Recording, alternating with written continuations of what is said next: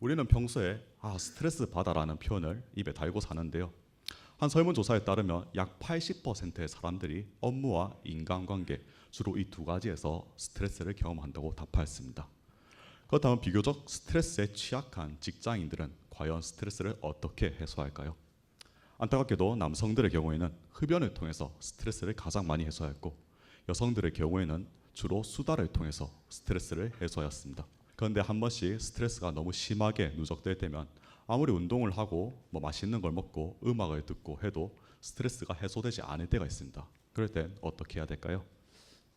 스탠포드 대학교의 건강심리학자인 켈리 맥고니걸은 이렇게 말합니다.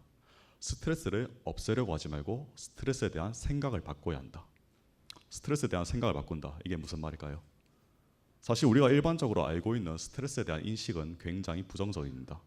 심지어 심리학회에서 정의하는 스트레스에 대한 정의 또한 어려운 상황에 처했을 때 느끼는 불안과 위험의 감정이라며 굉장히 부정적인 것으로 정의합니다.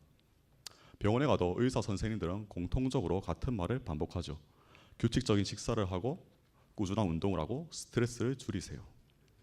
그런데 사실 스트레스에는 유스트레스라고 부르는 건강한 스트레스와 디스트레스라고 부르는 해로운 스트레스 두 가지 종류가 있다고 합니다. 결과적으로 스트레스는 우리 인체에 좋을 수도 안 좋을 수도 있다는 것입니다. 오노데사가 해골물을 마시고 깨달은 일체유심조의 가르침은 다들 들어보셔서 아실 겁니다.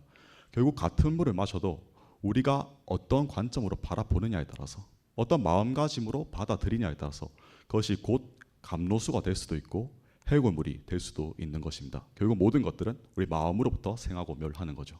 우리가 일반적으로 대상을 인식하는 과정을 그림으로 나타내면 다음과 같습니다. 우리는 눈이라는 감각기관을 통해서 객체, 대상을 바라보면 식이 발생합니다.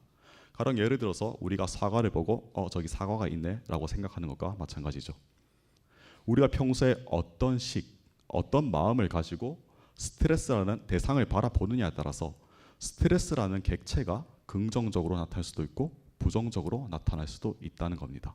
결국 우리는 하루에도 수백 번씩 마음이 왔다 갔다 하는데 지금 내 마음이 평온하면 모든 것들이 즐겁고 수용이 됩니다.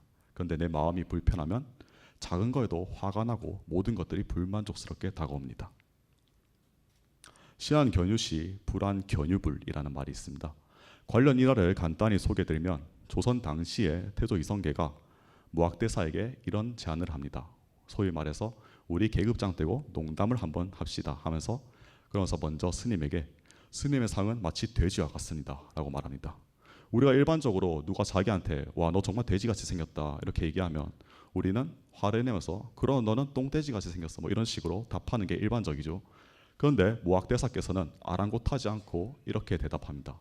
그런 전하께서는 제 눈에는 부처로 보이십니다. 이성계가 의아해하면서 그 연유를 묻자 또 이렇게 대답합니다. 돼지의 눈에는 돼지만 보이고 부처의 눈에는 부처만 보이는 것 아니겠습니까? 맞습니다. 사람들은 같은 현상을 보고도 각자의 견해에 따라 다르게 해석합니다. 아마 지금 제 발표를 듣고 계신 여러분들이 느끼는 감정도 아마 다 조금씩 다르실 겁니다.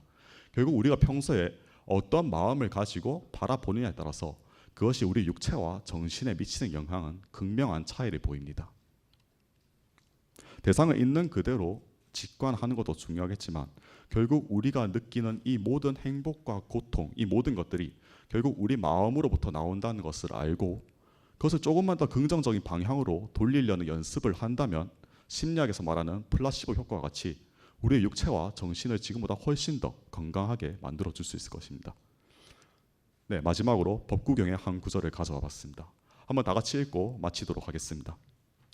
모든 일은 마음이 근본이다. 마음에서 나와 마음으로 이루어진다.